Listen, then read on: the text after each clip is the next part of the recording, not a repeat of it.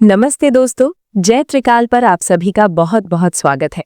मैं हूं जागृति। उम्मीद करती हूं कि आप सब लोग बहुत अच्छे होंगे, खुश होंगे और अपनी जिंदगी को पूरी सकारात्मकता के साथ जी रहे होंगे। क्या कभी आपके साथ ऐसा हुआ है कि सब कुछ बिल्कुल ठीक चल रहा हो, आप अपनी धुन में आगे बढ़ रहे हो और अचानक से जिंदगी में एक ऐसा मोड़ आ जाए जिसके बारे में आपने सपने में भी ना सोचा हो? कभी कभी हमें लगता है कि हमारी मेहनत का फल हमें नहीं मिल रहा, या फिर अचानक से मुसीबतें हमें चारों तरफ से घेर लेती हैं। हम सोचने पर मजबूर हो जाते हैं कि आखिर मुझसे ऐसी क्या गलती हो गई। लेकिन सच तो ये है दोस्तों कि इसके पीछे हमारी गलती नहीं बल्कि आसमान में बैठे उन ग्रहों की चाल होती है, जो पल पल हमारे भाग्य की कहानी को बदल रहे होते हैं। ब्रह्मांड के राजा सूर्यदेव ने अपना घर बदल लिया है। 15 मई की वो बड़ी तारीख अब निकल चुकी है और सूर्यदेव वृषभ राशि में प्रवेश कर चुके हैं। सूर्य का ये राशि परिवर्तन तुला राशि वाले लोगों के जीवन में बहुत बड़ी उथल पुथल मचाने आ रहा है। अब ये उथल पुथल आपके जीवन में कोई बहुत बड़ा भूचाल लेकर आएगी, या फिर आपके बंद भाग्य के ताले खोलकर कोई बहुत बड़ी खुशखबरी देने वाली है। आज हम इसी बात पर बहुत गहराई से चर्चा करेंगे। इस वीडियो को पूरा जरूर देखिएगा, क्योंकि आज की ये जानकारी आपके आने वाले दिनों की पूरी दिशा और दशा को बदल सकती है। वीडियो को शुरू करने से पहले मैं आपको एक जरूरी जानकारी देना चाहती हूँ। देखिए दोस्तों, ये जो ग्रह गोचर की गणना होती है, ये आपकी राशि के आधार पर एक सामान्य आकलन होता है, लेकिन हर इंसान की जिंदगी बिल्कुल अलग होती है, क्योंकि हर किसी की जन्म कुंडली में ग्रहों की स्थिति, उनकी महादशा और अंतर्दशा पूरी तरह से अलग होती है। कई बार ऐसा होता है कि गोचर बहुत खराब चल रहा होता है, लेकिन आपकी निजी कुंडली में ग्रह इतने मजबूत होते हैं कि आपको कोई नुकसान नहीं होता। वहीं दूसरी तरफ कई बार सब कुछ ठीक दिखने के बाद भी काम बिगड़ जाते हैं। अगर आप भी अपनी जिंदगी में लगातार आ रही परेशानियों से थक चुके हैं, करियर में रुकावटें आ रही हैं, शादी ब्याह में देरी हो रही है या धन की तंगी बनी हुई है, तो आप अपनी निजी कुंडली का बिल्कुल सटीक और गहरा विश्लेषण मुझसे करवा सकते हैं। अपनी कुंडली दिखाने के लिए और अपनी सभी समस्याओं का अचूक उपाय पाने के लिए आप नीचे डिस्क्रिप्शन में दिए गए नंबर पर संपर्क कर सकते हैं। वहां आपको पूरी जानकारी मिल जाएगी कि आप किस तरह मुझसे जुड़ सकते हैं। तो चलिए अब वीडियो को शुरू करते हैं। मुख्य विषय पर आने से पहले मैं आपको इतिहास के पन्नों से एक बहुत ही सुंदर और प्रेरणादायक कथा सुनाना चाहती हूँ।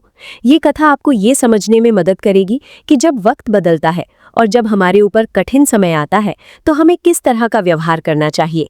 ये कहानी है राजा हरिश्चंद्र की, जो अपनी सत्यनिष्ठा और धर्म के लिए पूरे संसार में जाने जाते थे। राजा हरिश्चंद्र के पास किसी चीज की कोई कमी नहीं थी। धन, दौलत, मान सम्मान, एक खुशहाल परिवार और प्रजा का अटूट प्यार, सब कुछ उनके पास था।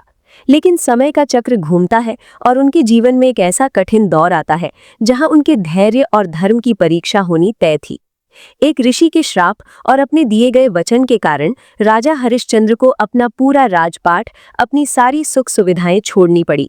स्थिति इतनी गंभीर हो गई कि उन्हें अपने परिवार से दूर होना पड़ा, खुद को एक शमशान के चांडाल के हाथों बेचना पड़ा। सोचिए, जो राजा कभी रेशमी वस्त्र पहनता था, सोने के बर्तनों में भोजन करता था, वो अब शमशान घाट पर लाशों का अंतिम संस्कार कराने के लिए टैक्स वसूलने का काम कर रहा था। उनके जीवन में एक ऐसा भूचाल आया था जिसने उनके अस्तित्व को हिलाकर रख दिया था। लेकिन उस महासंकट के समय में भी राजा हरिश्चंद्र ने अपने सत्य का मार्ग नहीं छोड़ा। उन्होंने कभी भगवान को दोष नहीं दिया, नहीं कभी परिस्थितियों के सामने घुटने टेके। उन्होंने अपने इस कठिन समय को ईश्वर की इच्छा और अपने कर्मों का चक्र मानकर स्वीकार किया। उन्होंने पूरी ईमानदारी से अपना काम किया, चाहे वो कितना भी छोटा या कष्टदायक क्यों न था। और फिर क्या हुआ? जब परीक्षा की वो घड़ी समाप्त हुई, जब समय का वो कठिन चक्र पूरा हुआ, तो वही सूर्यदेव जो उनके जीवन में परीक्षा बनकर आए थे, उन्होंने उनके जीवन को फिर से अपनी दिव्य रोशनी से भर दिया। राजा हरिश्चंद्र को उनका खोया हुआ राजपाट, उनका परिवार और पहले से भी कहीं ज्यादा मान सम्मान वापस मिला। आज सदियों बाद भी हम उन्हें सत्यवादी राजा हरिश्चंद्र के नाम से याद करते हैं। इस कथा से हमें क्या सीख मिलती है? यही कि जिंदगी में जब भी कोई बड़ा बदलाव आता है, जब भी ग्रह हमारी परीक्षा लेते हैं, तो हमें घबराना नहीं चाहिए। बदलाव का मतलब हमेशा बर्बादी नहीं होता। कई बार बदलाव का मतलब एक नई और बेहतर शुरुआत होता है। अब बात करते हैं तुला राशि की। जैसा कि मैंने आपको बताया, 15 तारीख निकल चुकी है और सूर्य देव का ये गोचर अब पूरी तरह से प्रभावी हो चुका है। तुला राशि के जातकों के लिए सूर्य का ये गोचर आपकी राशि से 8वें भाव में हुआ है। ज्योतिष शास्त्र में 8वें भाव को बहुत ही रहस्यमयी, गहरा और थोड़ा सा कठिन भाव माना जाता है। इसे आयु, संकट, अचानक होने वाली घटनाओं, गुप्त धन और शोध का भाव कहा जाता है। जब सूर्य जैसा चमकता हुआ, ऊर्जावान और हमारी आत्मा का कारक ग्रह इस 8वें भाव में आता है तो जीवन में कुछ बहुत बड़े और अप्रत्याशित बदलाव देखने को मिलते हैं। सूर्य आपकी कुंडली में 11वें भाव के स्वामी हैं, यानी जो आपके लाभ और मुनाफे का घर है। अब आपके लाभ भाव का मालिक उठकर 8वें भाव में चला गया है। इसका सीधा सा मतलब ये है कि इस समय आपकी जिंदगी में जो भी चीजें होंगी वे अचानक होंगी, आपको पहले से कोई संकेत नहीं मिलेगा। आइए सबसे पहले आपके करियर और नौकरी की बात करते हैं। यदि आप नौकरी पेशा हैं तो इस समय आपको अपने कार्यस्थल पर बहुत ज्यादा संभल कर रहने की जरूरत है। 8वें भाव का सूर्य आपके बॉस या उच्च अधिकारियों के साथ थोड़े वैचारिक मतभेद पैदा कर सकता है। ऐसा लग सकता है कि आप मेहनत बहुत ज्यादा कर रहे हैं लेकिन उसका क्रेडिट कोई और ले जा रहा है। आपके पीठ पीछे कुछ लोग आपके खिलाफ राजनीति करने की कोशिश कर सकते हैं। लेकिन यहाँ आपको निराश नहीं होना है, बल्कि आपको मोटिवेटेड रहना है। ये समय अपनी कमियों को पहचानने का है। अगर कार्यस्थल पर कोई दबाव आता है तो उसे एक चुनौती की तरह लें। ये सूर्य आपको ये सिखाने आया है कि विपरीत परिस्थितियों में भी खुद को शांत कैसे रखा जाता है। अगर आप इस दौरान धैर्य खो देंगे, गुस्से में आकर अपनी नौकरी बदलने का फैसला करेंगे तो आपको नुकसान हो सकता है। कोई भी बड़ा फैसला बहुत सोच समझ कर लें। व्यापारियों के लिए ये समय मिश्रित परिणाम लेकर आया है। यदि आप कोई ऐसा काम करते हैं जो जमीन के नीचे से जुड़ी चीजों का है, जैसे तेल, कोयला, खनिज, या फिर आप रिसर्च, ज्योतिष, तंत्र मंत्र या जासूसी के क्षेत्र से जुड़े हैं, तो आपके लिए ये समय किसी वरदान से कम नहीं है। आपको अपने काम में बहुत बड़ी सफलता मिल सकती है। लेकिन जो लोग पार्टनरशिप में बिजनेस कर रहे हैं, उन्हें अपने पार्टनर के साथ लेन देन में पूरी पारदर्शिता रखनी होगी। जरा सी गलतफहमी आपके बने बनाए बिजनेस को नुकसान पहुंचा सकती है। किसी भी नए निवेश से पहले कागजातों को अच्छी तरह पढ़िए। आंख बंद करके किसी पर भरोसा न करें। अब आते हैं सबसे महत्वपूर्ण पहलू पर, धन और आर्थिक स्थिति। चूंकि सूर्य आपके लाभ भाव के स्वामी हैं और 8वें भाव में बैठे हैं, इसलिए इस समय आपको अचानक धन लाभ के बहुत मजबूत योग बन रहे हैं। ये वो खुशखबरी है जिसका आप लंबे समय से इंतजार कर रहे थे। आपको कहीं से पैतृक संपत्ति मिल सकती है या कोई पुराना फंसा हुआ पैसा जो आपने उम्मीद छोड़ दी थी कि कभी वापस मिलेगा, वो अचानक आपके पास आ सकता है। इंश्योरेंस का पैसा, क्लेम या फिर शेयर मार्केट से जुड़े लोगों को इस समय अप्रत्याशित लाभ हो सकता है। लेकिन सिक्के का दूसरा पहलू भी है। जहां एक तरफ अचानक धन आने के योग हैं, वहीं दूसरी तरफ अचानक बड़े खर्चे भी आपके सामने आ सकते हैं।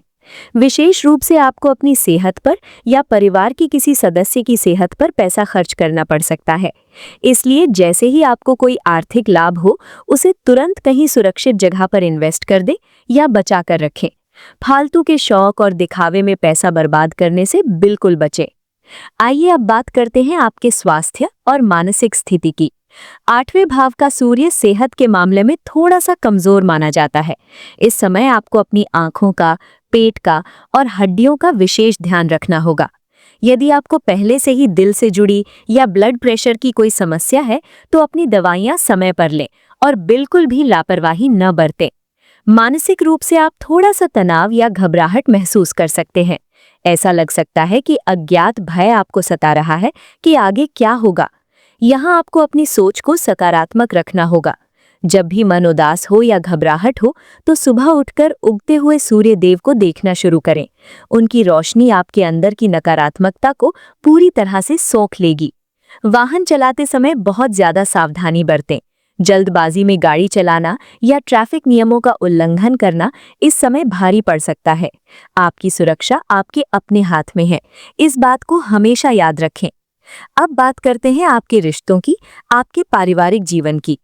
8वें भाव में बैठकर सूर्य आपके दूसरे भाव यानी वाणी और परिवार के भाव पर सीधी दृष्टि डाल रहे हैं। इसका मतलब यह है कि इस समय आपकी जुबान में थोड़ी कड़वाहट या तीखापन आ सकता है। आप जो बात सीधी तौर पर कहना चाहते हैं, हो सकता है सामने वाले को वो बहुत बुरी लग जाए।